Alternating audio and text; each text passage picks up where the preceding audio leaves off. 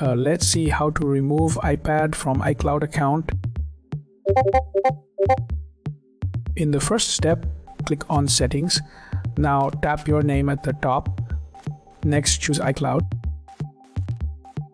In the next step, scroll to locate your iPad in the list. After that, tap on the device's name. After that, select Remove from Account.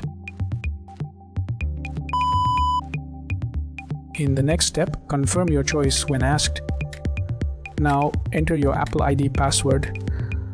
Now tap Turn Off to complete. In the next step, return to Settings. Now tap General.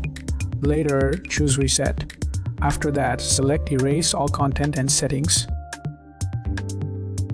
In the next step, follow the on-screen prompts to set up your iPad.